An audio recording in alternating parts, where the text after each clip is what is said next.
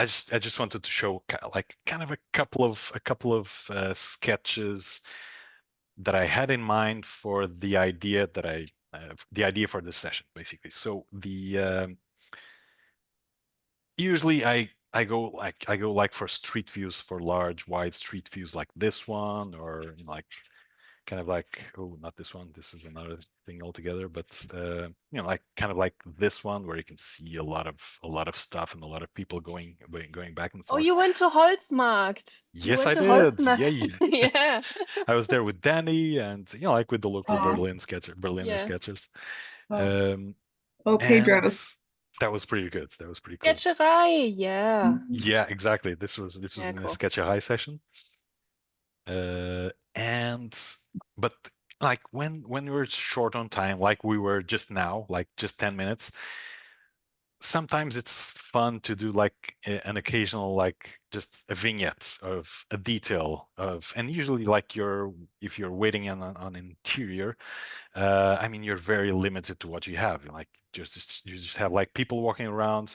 Usually you have like stations are most of the time, like train stations like this one are most of the time not that interesting as a space, as a large space, but they have tiny interesting details, and that's what I get fixated about.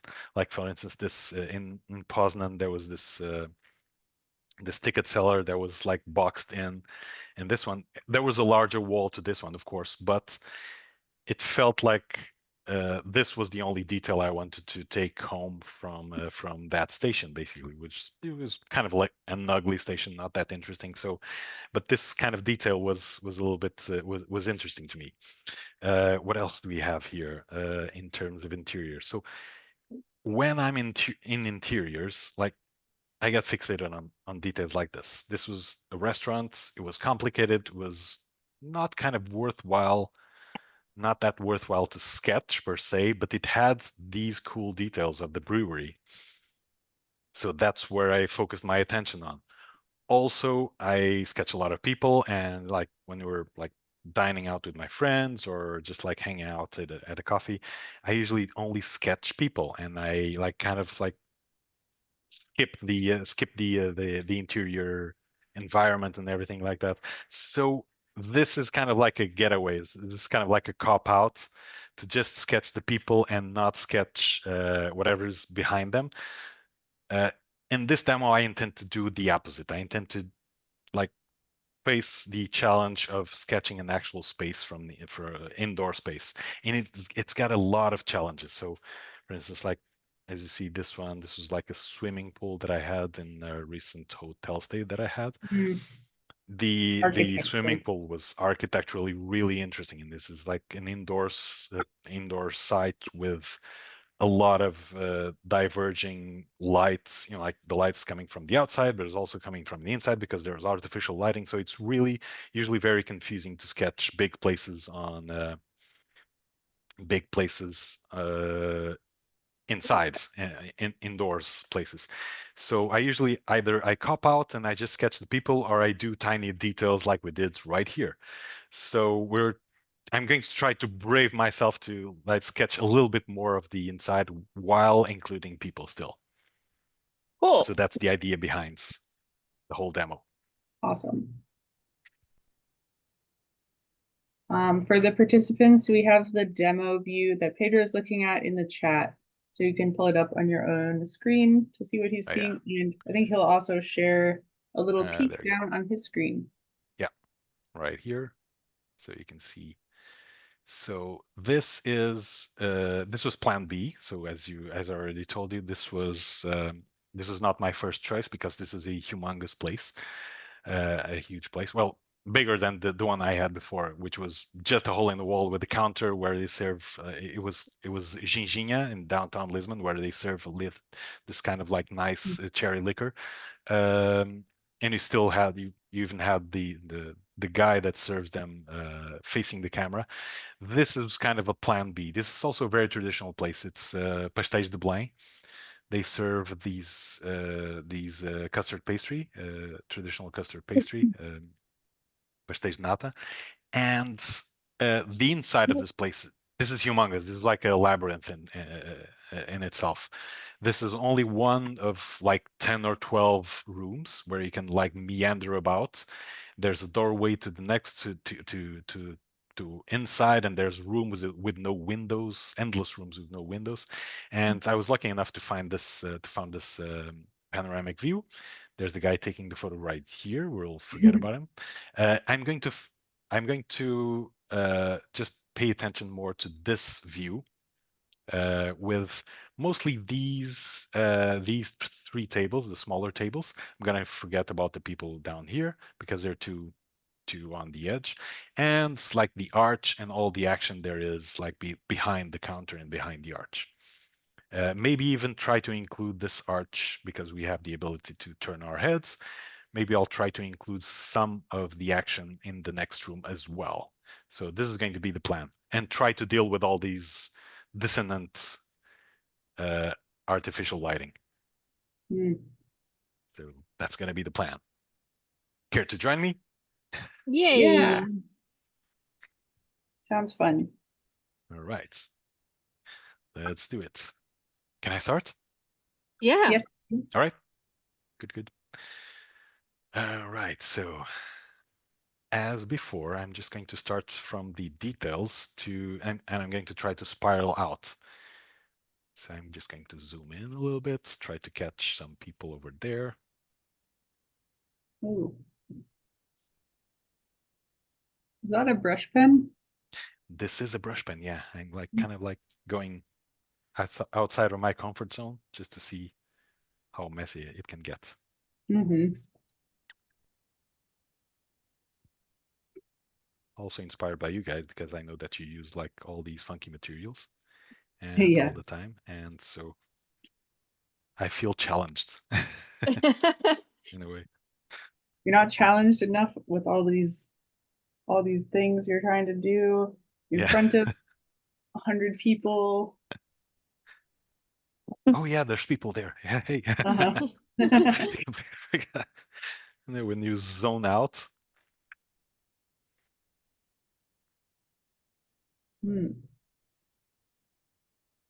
I love how you're just starting from the middle. You're just gonna grow it out from the middle like this. Exactly. I think it's kind of like a safe approach, because if I started out from the arches in the architecture, I would probably get in trouble in the sense that the proportions are not going to work well, and like something's going to be messy. So if I spiral out from the details to the larger structure, I kind of feel a little bit safer, to be honest.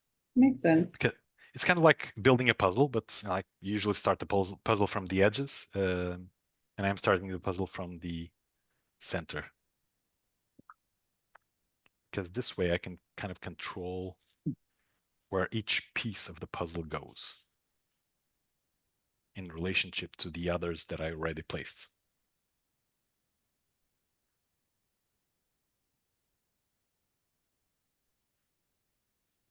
And like in the demo, just as long as all the elements are connected, I always have like a reference to fall back to. Does this make sense? Yeah. Yeah.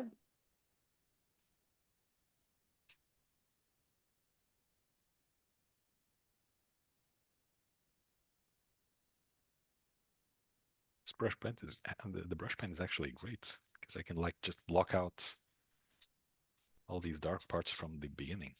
Mm-hmm. Yeah, we know. No, just kidding. No, the black shapes and the lines are already looking really interesting. How you're differentiating those two tones. And There are basically a lot of, yeah.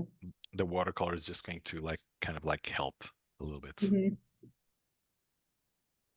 The watercolor is not going to define anything. It's just going to like make the sketch a little bit more colorful, I guess.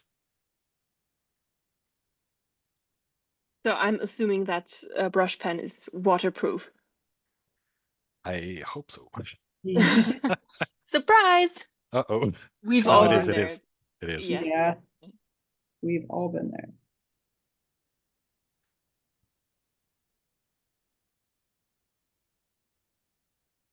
If it's not, I'll just pretend it was all in the it was all part of the plan. Okay, now I'm getting the vibe that I need to start with the arches because I already worked my way there to the guy that's behind the counter. And I think I can more or less safely start the arch from there, from the top of his head. So like everything is interconnected basically. I don't take one step without connecting it to the previous one.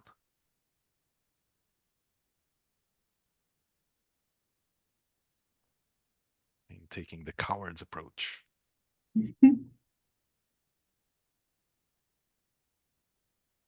It's nice how it grows organically, though. Yeah, I like it. It kind of feels useful, you know, like for those quick sketches where you don't know how long you have. Mm-hmm. Just like you're waiting for the bus, you have time for like a quick sketch, but you're not sure exactly when the bus is coming. You just start out spiraling out, and you basically have a sketch from the get-go. Like from the first minute, Yeah. you already have something. And Like I feel like you could leave it like this and it would look pretty interesting. yeah, Yeah. exactly. You can like finish it off like this, and that's it. Yeah. It's a sketch. Done. It's done. And it's also so interesting with the half arch right now. It looks like it's a funky street lamp or something. Ah, yeah, that's right. That's true.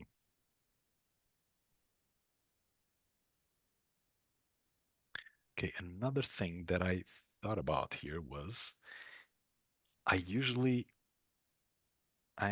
try to be a little bit economical about the about lines on the wall, like about where one wall meets the other and there's a line over Mm-hmm. there. I usually try not to sketch them Mm. because Yeah. you can infer them with watercolor later. I mean, you don't have to like charge up your sketch with ink from the get-go. You can like if you feel the needs to have that line, then you can do it later. But from the start, I think it's usually a bad idea to just like lay a line over there. Yeah. And really I in know the reference, exactly you can't what you see mean. it. Yeah. Yeah. I think it's a case of if people do that when they're sketching, or if you do that, it makes the scene look like a box somehow. And Yeah, it's yeah. also a Hmm. case of drawing what you know instead of drawing what you see. Because Hmm. we Yes. know that the room has these edges, Yeah, and so we yeah, want to tell that, but it does not really help the picture in most cases, I think. yeah. For sure, you nailed it. That's exactly it. And I get a lot of that with, for instance, with people. Like imagine that there's a person that like, for instance, this lady, she's wearing a dark jacket, a really dark jacket, and there are no lines. I didn't draw any lines between the hoods and the rest of the jacket because Hmm. it's all a dark blur, right? But you can tell there's a hoodie there. Yeah. But there are actually no lines. You don't see them. So it's like the same principle. Yeah. That's for sure. That was a good point. Really good tip.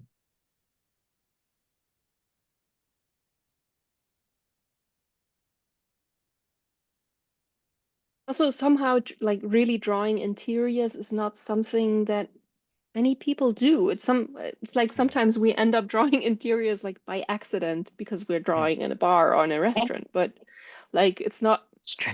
not often a choice, I feel like. Mm. Yeah, it is. Yeah. So we have an interior sketching enthusiast there. Well, it's good for the winter months where it's hard to draw outside. Yeah.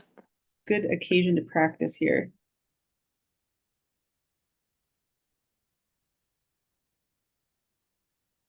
I don't have that problem so often.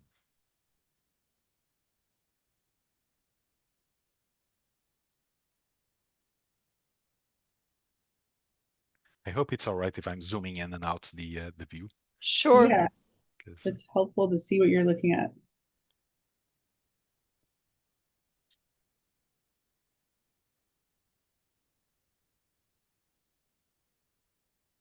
Have you been to this place, Pedro, in person? I have, yeah, many times before, but now it's getting a little bit difficult because like it's a very popular place amongst tourists. Oh, So classic Lisbon it's problems. yeah, it's completely crowded and there's like huge lines outside. In my days, in Grandpa. my day, when I first came to Lisbon, I could go here every day. Oh,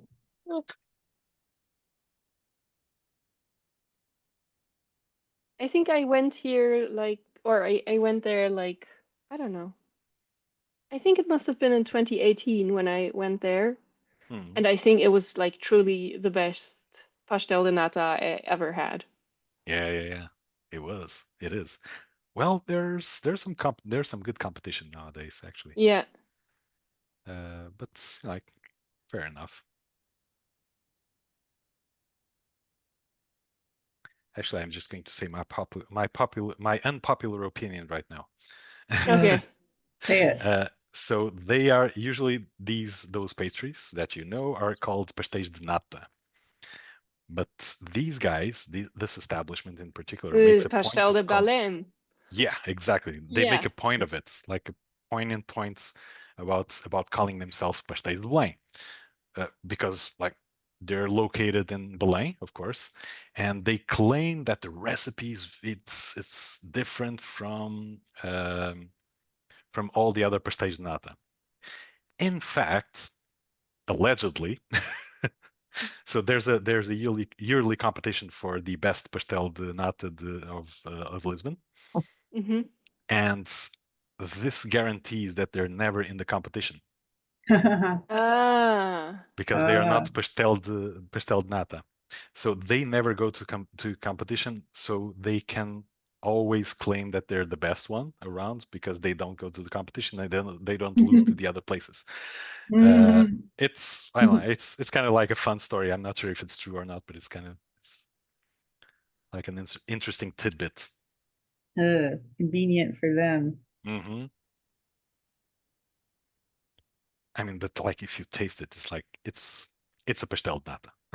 We've got to be honest. Yeah.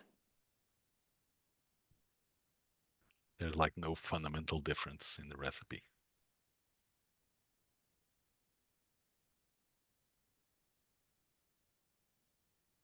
How long do we have? Let me Just check the watch. You've been drawing. I started I think you've been drawing for like 13 minutes now. 13 minutes. Okay, I should jump Yeah. into watercolor as soon as possible then. I think want to take a watercolors minute and appreciate the gesture of this man with the hands in his face. are. There's He's a lot either of good had a gestures. shock. He's either had a shock or the best pastel de nata of his life. I don't Yeah, know. Yeah. look at him. He is excited. Or Yeah. they're like really gossiping. I don't know. I But think they're that looks like a gossiping. fun that looks like a fun conversation. In Mhm. contrast with this sour fellow. Yeah. Just on his phone. He hasn't had his pastel de nata yet. No, he's waiting Yeah. patiently, impatiently.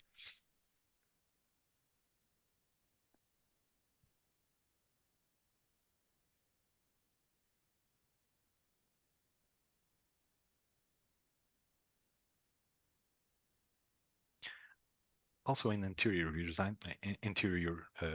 I'm never sure whether I should like do these features in pen or in watercolor. I should probably just do them in watercolor. But it's like these tiles, Hmm. I think they will look much better if they were painted only. Hmm. But I'm just taking a gamble here. Yeah. Just I went was ahead and curious how sketched it. you'd handle that pattern because doing those kind of tile patterns is a feature of Lisbon. Yeah, also. You must have But I some think strategy. I probably should have kept this line out of the equation and just like paint direct watercolor. Mhm. But let's see, maybe it looks good.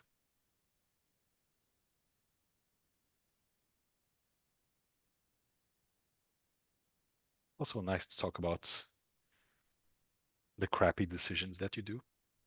Share the crappy decisions that you do. Definitely. Well, crappy is a bit of a hard word here to use. Yeah. Well, But yeah, it feels like that in the moment. But I mean, we're making drawings. There's going to be mistakes.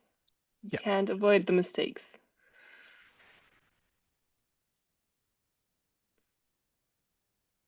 It's all right. It's just paper. Mm-hmm.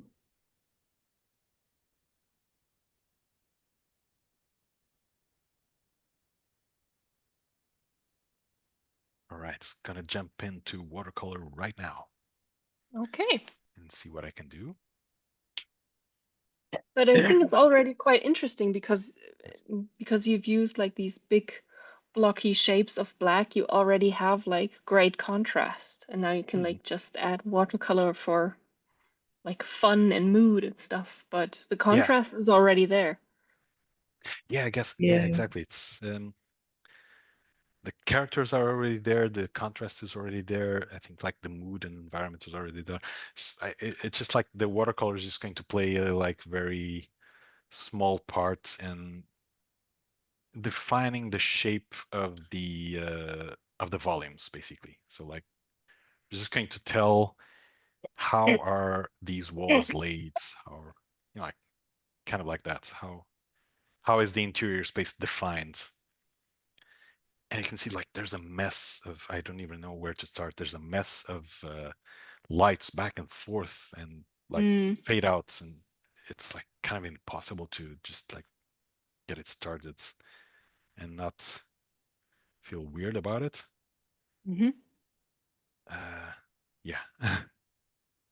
So might as well just start it and see how it goes.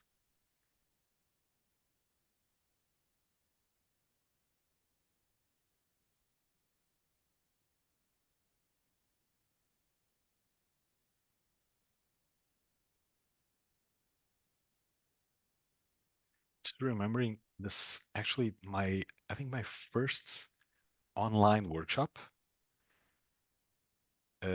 which was during the pandemic, like Mm-hmm. right at the start of the pandemic in 2020, like May or April or something like that, was from a Google Street View. Oh, is it the viewpoint mirror Yeah, yeah, door? yeah. Instead of a reference photo, I just provided a link I from a think Google I was Street View. at that demo. You were? Uh-huh. I It think was so. Etcher. I think it was like Yeah. my first workshop with Etcher. What? It was What's like a his view circle? of the castle. I think it was a view of the castle. So that was the very first. Wow, the very first. And then you worked with Etcher a lot after that, right? Yeah, yeah. Still am. Although it's like now it's a little bit more quiet.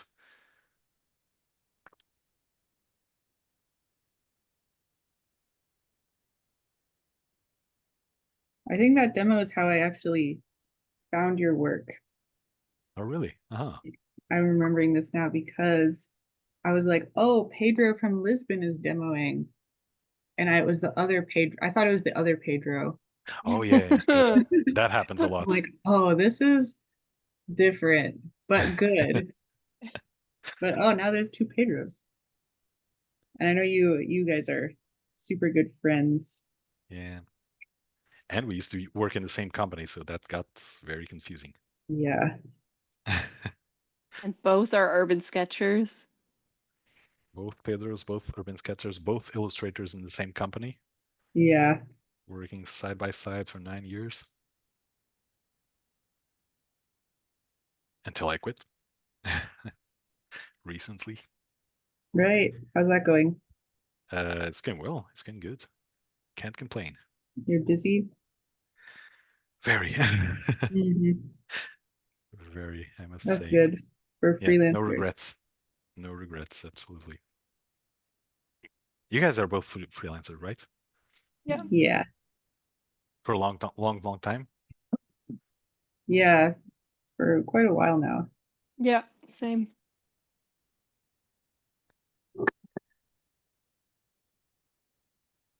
You must teach a workshop on how to freelance in illustration. There are people more suited to that, I believe. I think there's like a whole genre of freelancer that teaches other people to be freelancers. So yeah, that's where the real money is teaching people how to make money. Yeah, for sure, for sure. And then selling But I books don't want about to it. teach the competition. Sorry? I don't want to have more competition. Oh, okay. Yeah, that's right, because every student's like a potential competitor. Yeah. I'm not like that serious about that, but it Yeah, is no, it's a, okay. it's a I do understand. But it's like, I mean, it's your style. I mean, someone's style is very like characteristic of that person, right? You've had your particular training, you had your particular experiences, and you sketch like nobody else, right? Everybody sketches like nobody else, usually. yeah. So you can feel free to, one can more or less feel free to say that nobody is ever going to copy us because each person is uncopyable. I mean, there's degrees, of course, to this, but Do this. it's my general view on things is that I don't mind teaching people because, you know, like I have my own thing.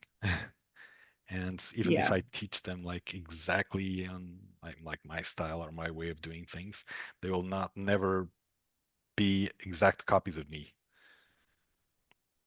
They'll just be like a slightly different version of themselves, hopefully. Yeah. Which is how I agree. we learn from each other. yep. Yeah. Like when I teach, I try to teach like a thought process rather than how to do something exactly like me. Yeah, yeah. Instead of like step by step, it's like how you approach things, right? Exactly. Yep. I've experienced that firsthand in Buenos Aires. A workshop with Eleanor. Oh yeah. That was really fun. I was Yeah. really That was way out fun. of my comfort zone. Mm-hmm.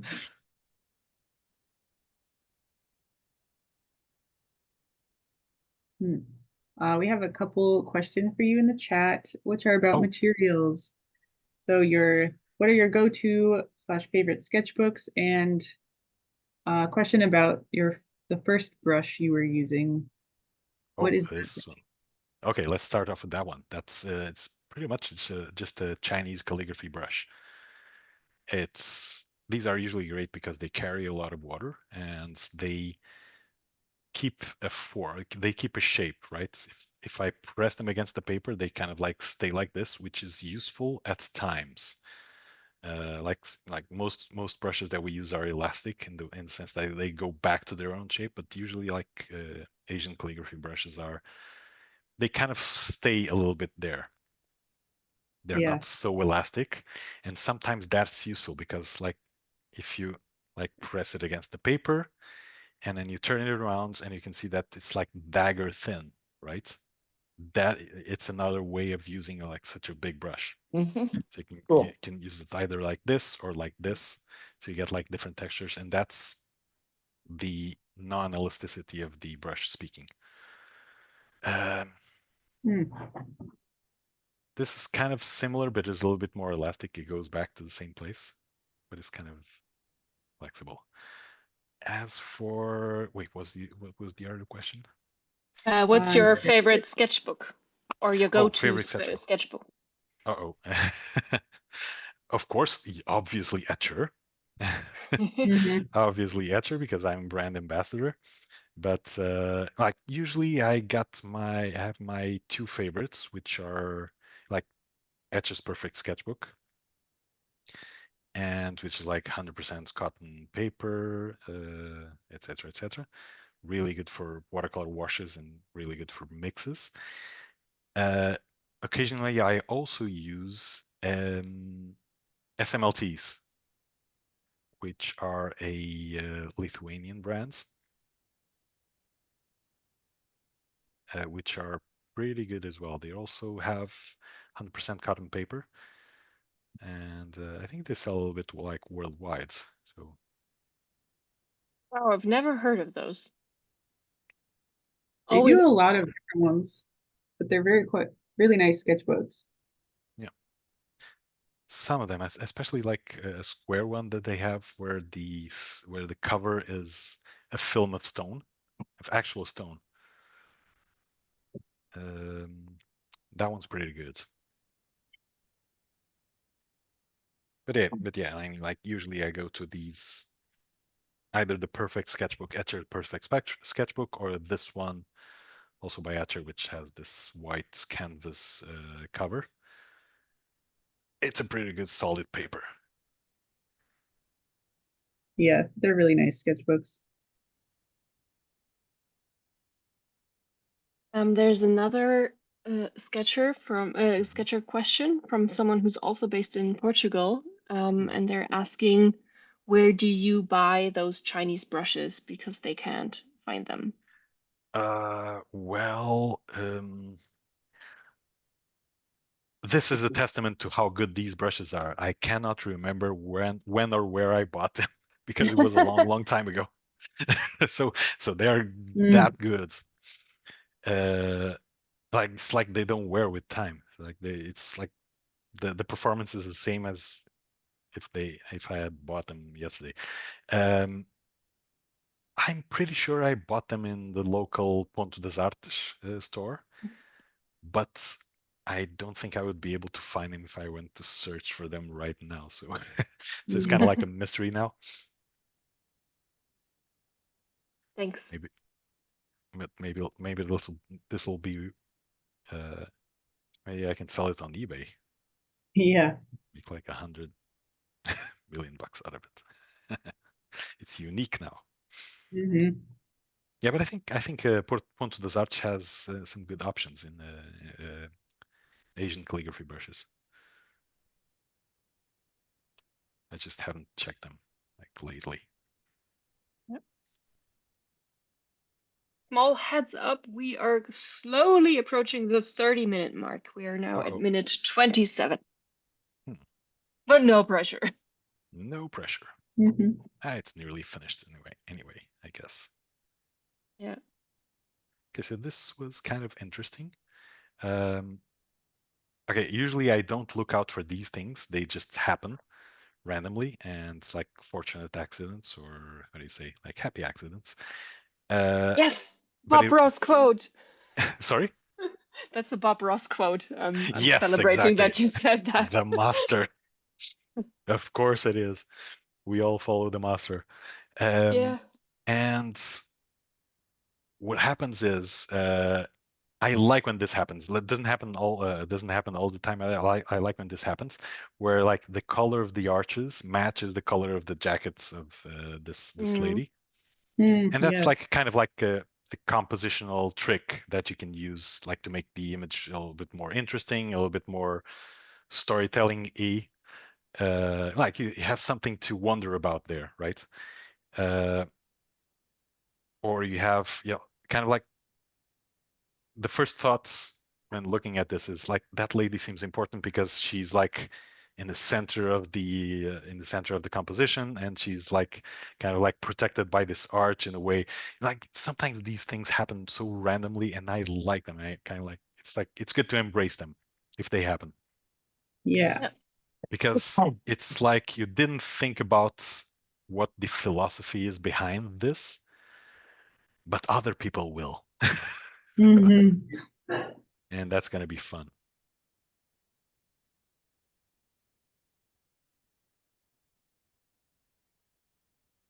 It's like all those theories about Stanley Kubrick's movies, where like 90% of them are like just last minute decisions that he made during the set, during the filming, and it has nothing to do with the interpretation that people attribute to them. But anyway, so that's one of them. Okay, be done.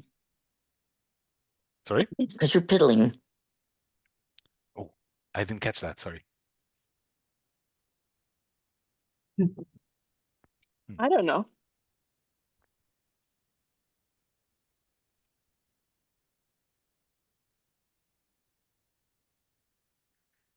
And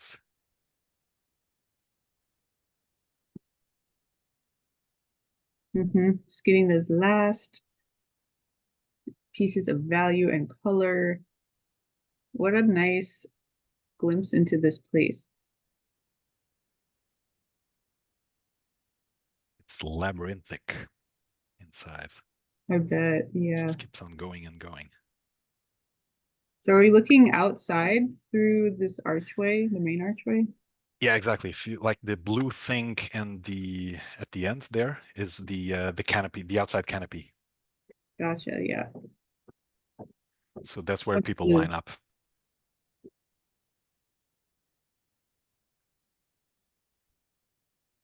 And I think I missed kind of like, okay, let's show a trick of the trades.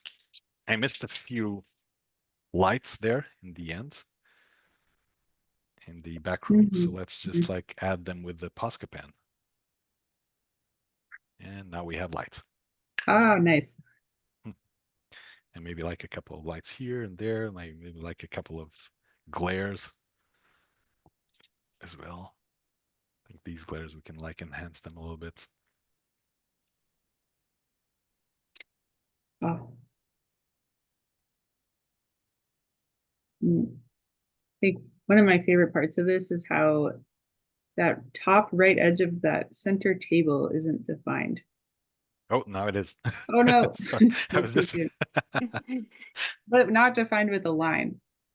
Still, Yeah. still good. Yeah, I like this. These are my favorite part. Lately, I've been teaching a lot about this, like the economy of line, like try not to sketch so much with the pen and try to let watercolors speak a little bit. Or what I mean is like it was actually the theme of my workshop in Poznan this year in the symposium to calculate how what the watercolor is going to do. It takes a little bit of planning to know what the watercolor is going to do for your sketch. So it's best to not sketch everything, like just like sketch 50% of what you're thinking about sketching in terms of like amount of lines. And because you can always go back and sketch some more after the watercolor. Right?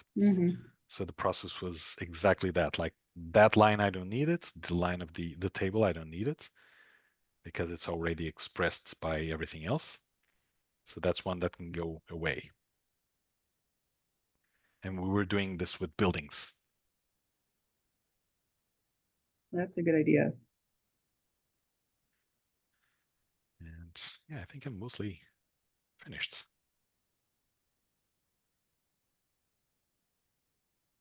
Yeah, I love how the blue comes up in different areas of that piece. Like the blue and the brown as well. It all ties it together. Yeah. Like, and they kind of make each other work, right? Because they're contrasting colors, they're complementary colors. So, well, not the brown per se, but like a yellowish brown, let's say, a burnt sienna, if we may. They kind of complement each other, so like it feels like the sketch becomes more activated because of this this contrast. I'm just not sure. So like this is like my review phase where I figure out what could I have, what could I, what shouldn't I have done, basically. Or what could I have skipped? Basically, I think this whole shape in the ceiling, I could have done without it, I think. because it's just like they're lying around, not very connected to each other. If I don't have it, if I didn't have it, the story would still be the same, maybe like even more focused and more powerful. So that's one lesson. I think I was right about the line over here. I shouldn't have included it and just like stick with the blue of the tiles. Mm. Like, but these are like kind of like tiny things, like just like memos to myself for my future self to like just to do it in another way in the future sketch. It's not like I'm bashing on myself or anything. Mm-hmm. It's good to have I mean, that it's review yeah. and processing it. Yeah, iteration, right? In order to improve. It's important to analyze your own stuff as well. Something we maybe I don't do that often enough, possibly. Not being critical about it, just like not being overly critical about it, just like I could have done without this. I could have done without Yeah. that. Maybe I could have a little bit more of that over there. Yeah. It's a little bit like we're cooking and it needs more salt, needs more pepper, Yeah. needs more this and that. Seasoning. Yeah. Seasoning. Yeah. Okay. It is So done. are you done? It is I am done. done. Yes. Yes. Thank you so much, Pedro. Wow. Very successful sketch. Yeah. I Now think. we're all craving pastel de nata. Yes.